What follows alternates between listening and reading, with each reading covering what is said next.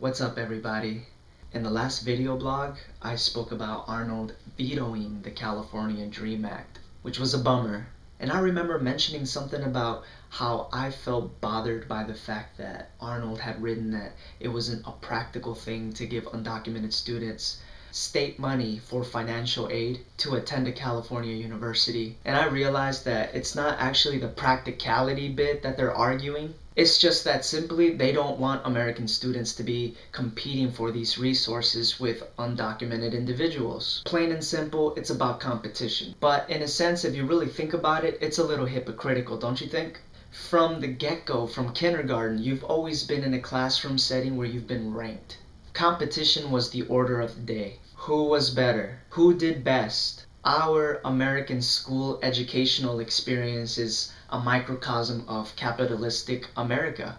I mean, it wasn't that long ago when people were freaking out about socialized medicine, smearing Obama and his campaign as socialistic. You guys remember how Americans were freaking out about that? The United States is a proud capitalistic country. In absolutely no way should public interest bow and break the foundation of this country's love for corporate competition. The only reason that America is what it is today is because our stubborn allegiance to competition and capitalism. I mean, just look at our track record. We basically shadowboxed with Russia for half a century because they thought otherwise. Then there was Vietnam. Even still today, Americans are not allowed to fly to Cuba, and somewhere I heard that it's illegal for an American citizen to be smoking on a Cuban cigar anywhere in the world. I don't know if it's true or not. But still, the Red Scare here during the 1950s in good old America, the CIA executed Che because his global perspective interfered with our American lifestyle. Capitalism is the American way of life. Now, as I understand it, in order for capitalism to fully flourish, you have to have competition. Without competition, everything is the same. Forget about choice. But with capitalism, that all changes. There's an incentive for better.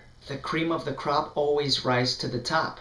The individuals with the best idea and the best way to sell it are the ones that stay in the game. Competition equals capitalism. So, why shouldn't American students compete with other individuals for resources? If we truly want to promote the capitalistic model, then we must let the best of the best enter American colleges.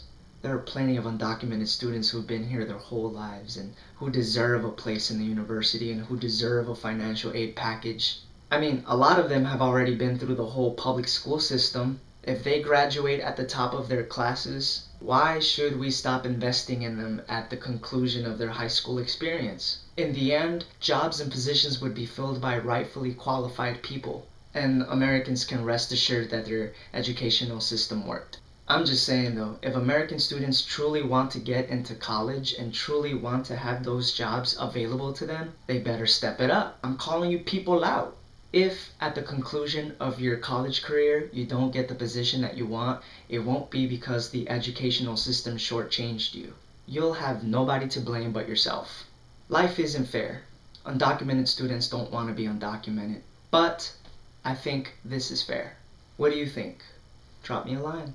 Oh yeah, before I forget, October 11th is National Coming Out Day. I'm coming out as an ally. But when the DREAM Act and Don't Ask, Don't Tell didn't pass, I read articles and blogs online about it, and in the comment section, I read quite a few comments left by queer folks who weren't happy about it, who called the DREAM Act the Scheme Act. And the reason that the queer community didn't get the outcome that they were expecting was because of the DREAM Act. And let me just say, had the DREAM Act passed years ago, if I were an American citizen now, I definitely would have done my part and voted in favor of equal rights for y'all to get married. I'm just saying, don't be mad at us. Keep the dream alive.